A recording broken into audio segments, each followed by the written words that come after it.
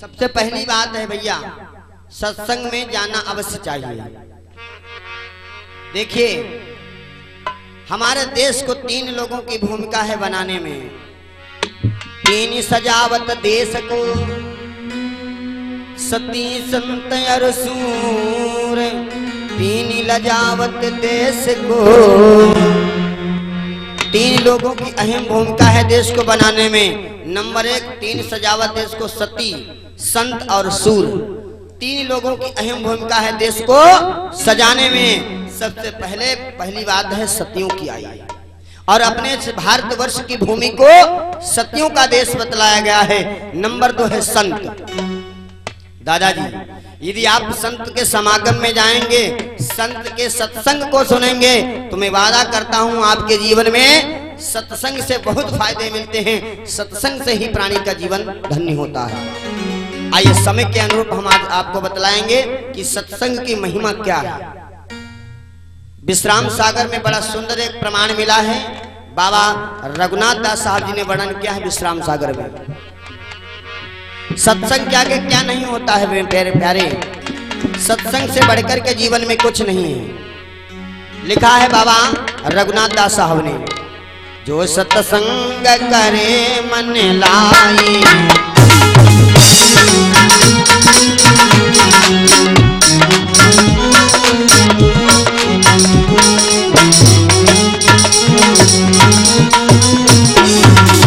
जो सत्संग करे मन लाई, उपजे ज्ञान मिटे भ्रम भाई।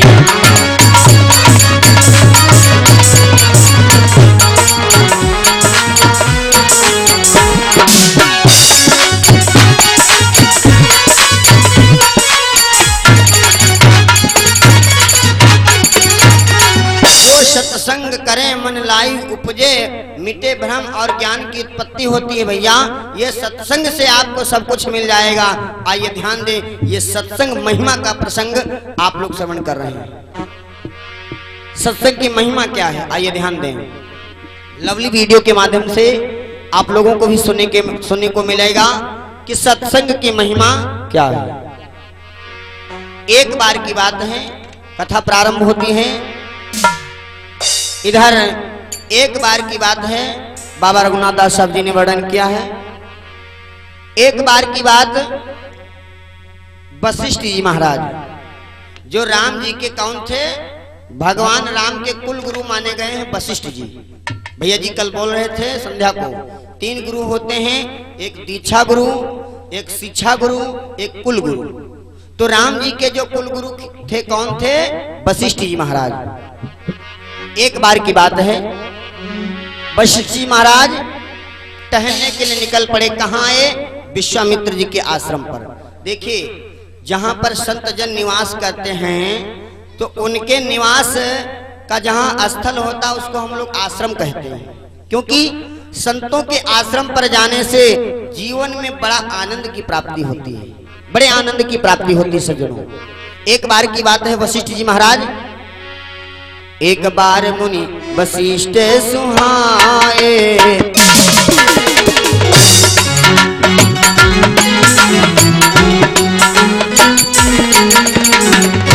गाधी सुवन के आश्रम आए।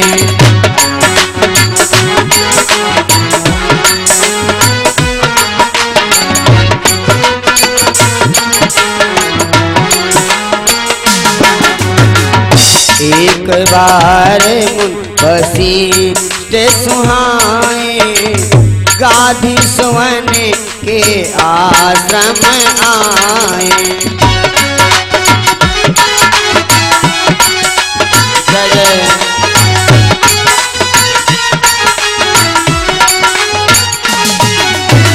एक बार की बात है, वशिष्ठ जी महाराज विश्वामित्र जी के आश्रम पर आए।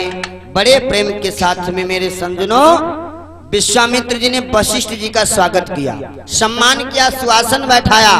और देखो, रामायण से हम आपको शिक्षा मिलती है, जब भी द्वार पर कोई आए दादाजी, तो उसको बड़े प्रेम के साथ में उसका स्वागत करना चाहिए। कोई मेहमान आपके द्वार पर आ गया हो तो आप चारपाई पर बैठे उठकर के यदि आप उससे एक कदम नहीं मिलोगे तो बताओ प्रेम बनेगा आपस में? रीति है, ये नियम होना चाहिए। जब भी कोई मेहमान द्वार पर आवे तो एक कदम उठकर के उसे सबसे पहले सीताराम प्रणाम राधे राधे बोलना चाहिए। यही है हमारे मानव जीवन का नियम। सबसे पहली बात प्रणाम करना चाहिए, जो भी अतिथि आए यथोचित भाव से। विश्वामित्र जी महाराज बड़े प्रेम के साथ में वशिष्ठ जी को लेकर के आए, स्वागत सम्मान किया, सुआसन बैठाया, भोजन प्रसाद इत्यादि करवाया। भोजन प्रसाद करवाने के उपरांत देखो जो मेहमान आया है वो एक दिन जाएगा। भाई जो मेहमान आएगा है निश्चित है, एक दिन रुकेगा, 2 दिन रुकेगा, एक दिन वो अवश्य जाएगा। तो देखो मेहमानों में भी कैटेगरी होती है। जो अपने पूज्य होते हैं उनको कुछ न कुछ दक्षिणा दिया जाता है, जो भी बन पड़े वो कुछ न कुछ दिया जाता है भाव के लिए। तो वशिष्ठ जी महाराज जब चलने लगे तो विश्वामित्र जी महाराज जी ने क्या विचार किया, ये राम जी के कुल गुरु हैं और राम जी के कुल गुरु के नाते हमको इनको कुछ देना चाहिए उपहार के रूप में। तो विचार करने लगे विश्वामित्र जी महाराज, हम इनको क्या दें? पूजा इन्हें दीजिए कहाँ, पूजा इन्हें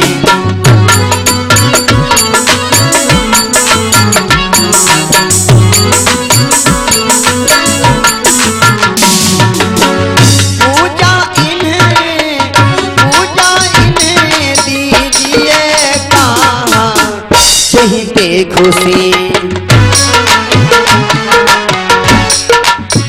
जहीं ते खुशी जाए नर नाहा, जहीं ते खुशी।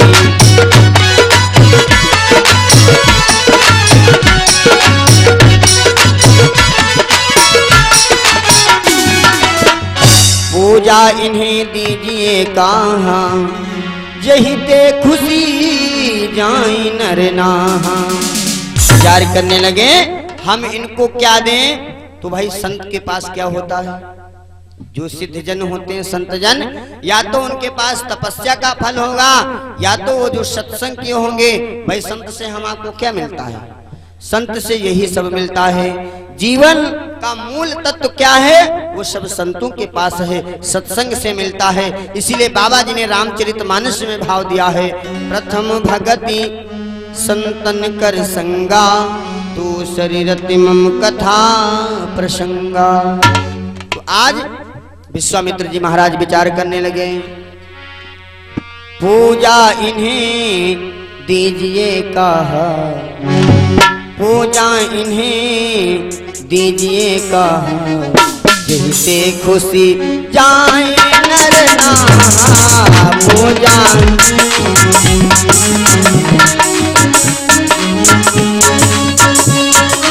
भैया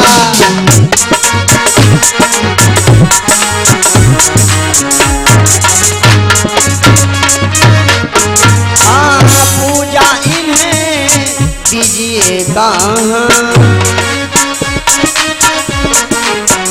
अरे पूजा इन्हें दीजिए कहाँ, पूजा इन्हें दीजिए कहाँ, जहिते खुशी जाए नर नाहा।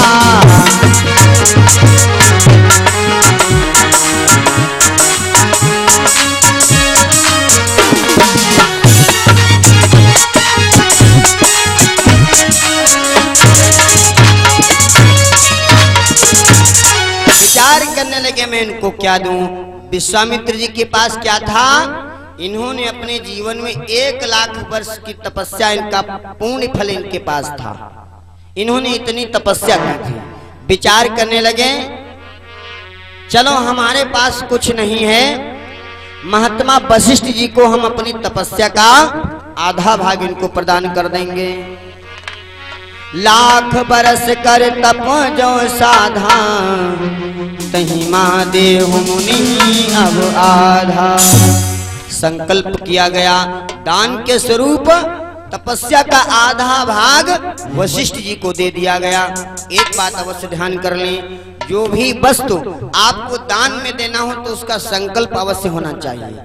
आचार्य जी संकल्प करवाते हैं, वैदिक आचार्य जी जो यज्ञ में कोई चीज करने से पूर्व वो संकल्प होता है। संकल्प क्या है? भैया जी उस दिन बोल रहे थे, संकल्प से क्या होता है?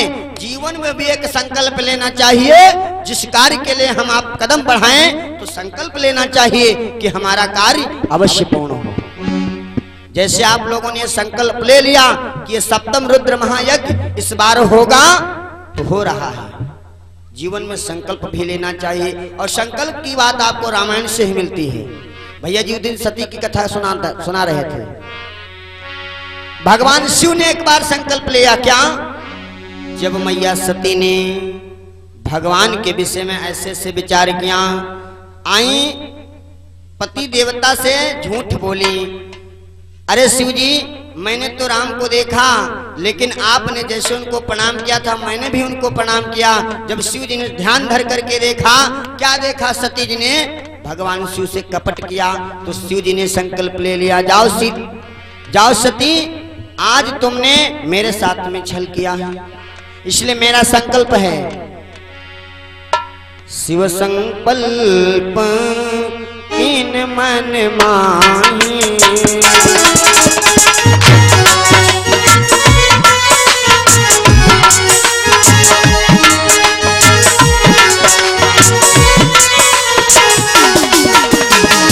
शिव संकल्प इन मन माही,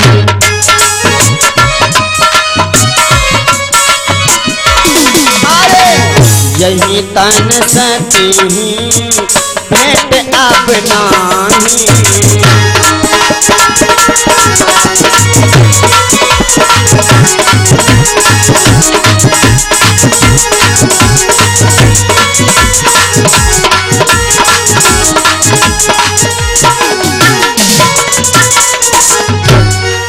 ऐसा संकल्प होना चाहिए।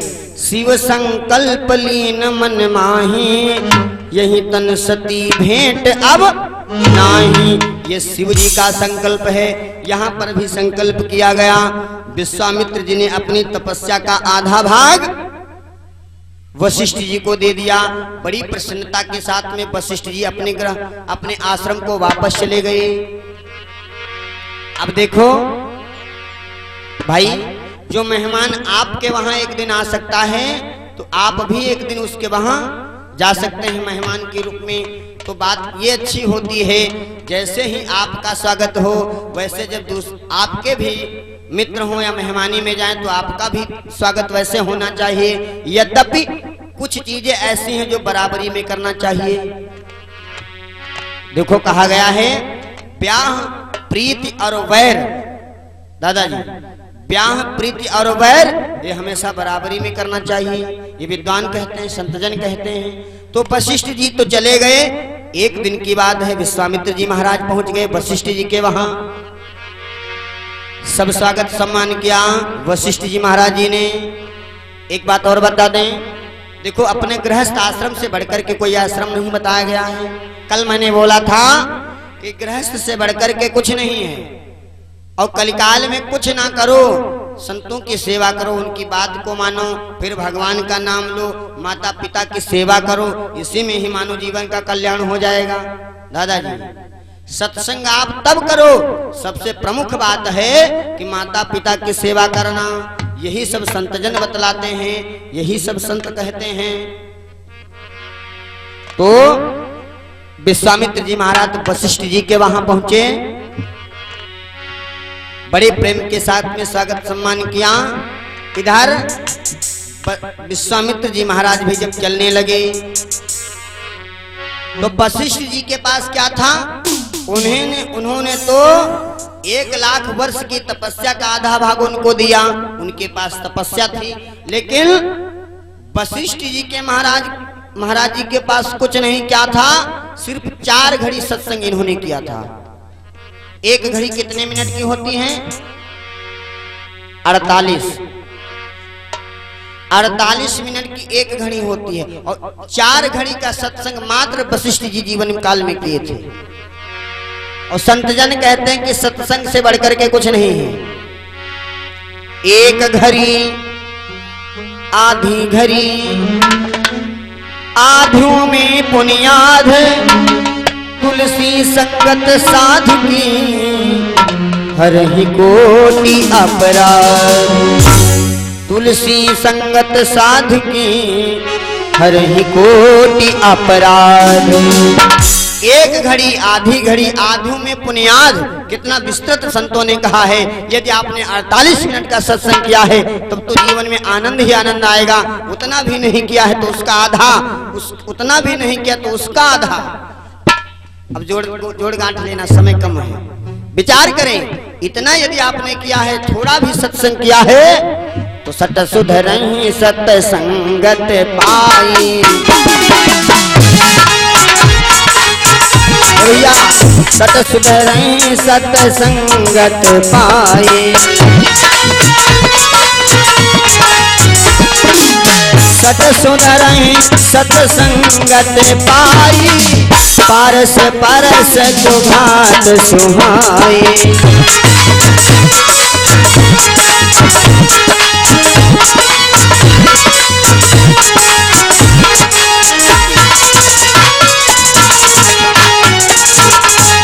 यदि थोड़ा भी सत्संग सत सुधरहि सत्संगत पाई। पारस परस को घात सुहाई। यदि मूर्ख भी अच्छी संगत में एक न एक दिन जाया करेंगे तो उनको भी दिमाग में कुछ न कुछ बात आ जाएगी। जैसे करत करत अभ्यास जड़ मत होत सुजान। रसरी आवत जात है सर पर पड़त निशान।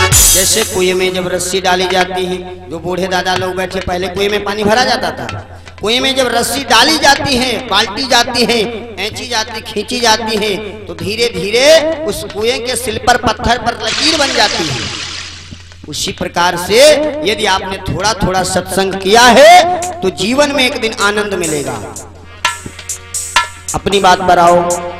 वशिष्ठ जी के वहां विश्वामित्र गए, बड़े प्रेम के साथ में स्वागत सम्मान किया। अब जब वशिष्ठ जी के वहां से विश्वामित्र जी महाराज चलने लगे तो देखो वशिष्ठ जी विचार करने, इनको हम क्या दें? तो विचार करने लगे, चलो मेरे पास कुछ नहीं है, मैंने जो जीवन काल में 4 घड़ी का सत्संग किया है तो क्या करें? इनको सत्संग के का जो आधा भाग इनको दे दें। बड़ी प्रसन्नता के साथ में ये भी चले जाएंगे। 4 घड़ी सत्संग का आधा भाग दिया गया विश्वामित्र जी को, गादीश्वन को। अब विश्वामित्र जी महाराज क्रोधित हो गए। क्यों? क्योंकि जिस चीज की हमको कीमत नहीं पता है भैया, उसको हम जानेंगे कैसे? भाई जो मूल्यवान वस्तु है, यदि हम आप उसकी कीमत नहीं जानेंगे तब तक समझ में नहीं आएगा। विश्वामित्र जी महाराज विचार करने लगे, अरे वशिष्ठ, तुमने मेरा स्वागत भी भली प्रकार से नहीं किया और मेरे सम्मान में कमी रखी है। सुनो, क्रोधित हो गए विश्वामित्र जी महाराज। अरे गाधी सुवन मुनि कहे वरी साई राम हरे।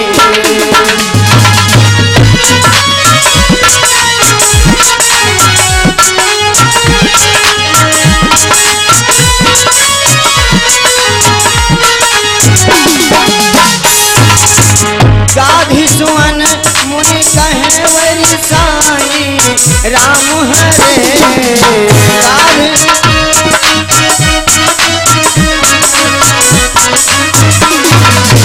मैं तो तप दीनो अधिकाई राम हरे।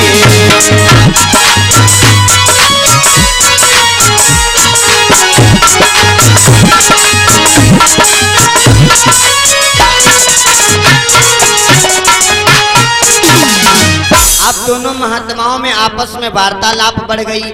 नारद वो विश्वामित्र जी कहते हैं कि मेरी तपस्या बड़ी है और वशिष्ठ जी कहते हैं कि मेरा सत्संग बड़ा है। सत्संग सबसे बड़ा है जीवन में, संसार में। अब दोनों महात्माओं की वार्तालाप हो गई। तब तक नारद बाबा अपनी वीणा को झनकारते हुए भगवान का प्रिय गीत गाते हुए आ पहुंचे। नारद बाबा ने दोनों महात्माओं के झगड़े को जब देखा तो कहने लगे, सुनो महात्माओं, यदि आप दोनों को ये बात सिद्ध करवाना है कि सत्संग बड़ा है या तपस्या, तो एक काम करो, क्या तुम भगवान शिव के पास चले जाओ, भगवान शिव के पास चले जाओ। भगवान भोलेनाथ जी ये निश्चित वो फैसला कर देंगे कि सत्संग बड़ा है या तपस्या। दोनों महात्मा भगवान भोलेनाथ जी के पास आए। भगवान शिव कैलाश धाम पर विराजमान हैं। दोनों महात्मा भगवान शिव के पास आए। और एक बात बता दें, शिव जी को पूजन अर्चन में सबसे बहुत सरलता है। भाई जितने भी देवता हैं, सब देवताओं को तो अलग अलग प्रकार से पूजा की जाती है। किसी के ऊपर लड्डू का भोग लगता है, किसी को मिश्री का भोग लगाया जाता है, लेकिन मेरे भोले बाबा ऐसे हैं, इनको कुछ नहीं, भांग ले लो, धतूरा ले लो, और कुछ ना पाओ तो एक लोटा जल प्रातः स्नान करने को उपरांत चढ़ा दो, हर हर महादेव, उसी से भी भगवान प्रकट हो जाते हैं भोलेनाथ जी। इतना ही नहीं, एक भक्त, एक चोर भगवान शिव के मंदिर में गया, घंटा बहुत अच्छा था, विचार करने लगा इसको हम चोरी कर लें। वो चढ़ करके भगवान शिव के ऊपर खड़ा हो गया घंटा चुराने के लिए। भगवान शिव प्रसन्न हो गए, अरे भक्तराज वरदान मांगो। ऐसे हैं भोले बाबा, चोर को भी वरदान दे देते हैं। वो समझने लगे कि कोई चढ़ाता है भांग, कोई चढ़ाता है धतूरा, लेकिन ऐसा भक्त हमने पहली बार देखा जो अपने को खुद चढ़ा दिया। ऐसे है मेरे भोले बाबा। और जितना है भोले, समझिए, जितना है भोले और एक नाम है भाले, थोड़ी ही तपस्या में प्रसन्न भी हो जाते हैं। और यदि क्रोधित हो गए तो कामदेव को भस्म कर दिए थे। जब सबती उसर नयनो घारा, चितवत काम भयो जरी छारा। यदि भगवान क्रोधित हो गए तब क्या होगा? तब प्रलय काल हो जाएगा। तो दोनों महात्मा शिव जी के पास आए, अपनी अपनी बात को बताया। भगवान शिव विचार करने लगे, ये फैसला हमसे हो नहीं पाएगा। ऐसा करो दोनों महात्मा, तुम क्षीर सागर को चले जाओ, जहां पर भगवान विष्णु लक्ष्मीपति नारायण करुणा सिंधु दयालु लक्ष्मी जी के साथ में विराजमान है। मेरे बंधुओं, दोनों महात्मा भगवान का नाम बोलते हुए चल पड़े। भजोरे मन, दोनों महात्मा भगवान का नाम जाप करते चल पड़े। सब लोग बोलो, भजोरे मन राम चरण सुखदाई, भजोरे मन राम चरण सुखदाई।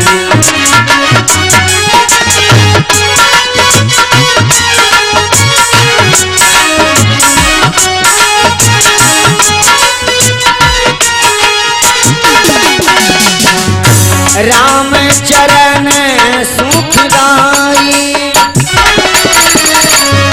राम चरण सुखदाई, भजोरे मन राम चरण सुखदाई।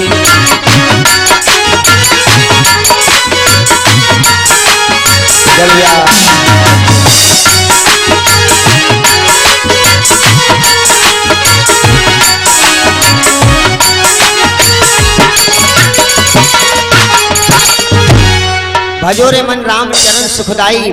दोनों महात्मा भगवान विष्णु जी के पास पहुंचे, अपनी अपनी बात को बताया। सत्संग बड़ा है या तपस्या?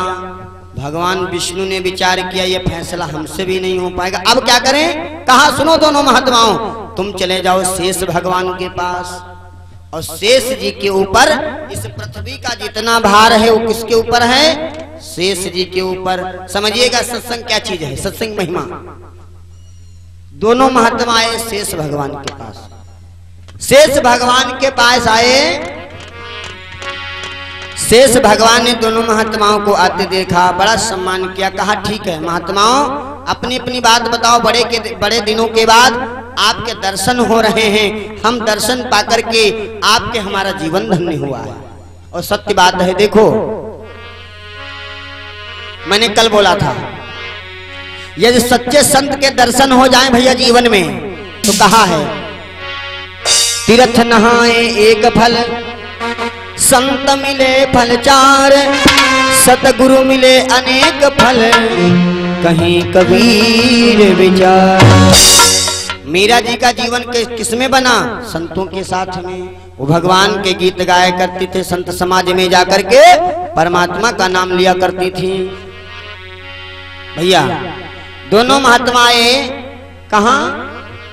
शेष भगवान के पास अपनी अपनी बात को बताया, तो शेष भगवान ने कहा सुनो महात्माओं, हम आपका फैसला तो की बात जो है वो सिद्ध कर देंगे कि सत्संग सबसे बड़ा है जीवन में, या कि सत्संग सबसे बड़ा है, या कि तपस्या। लेकिन एक काम करना होगा। क्या? देखो इस पृथ्वी का जो भार है वो मेरे ऊपर है।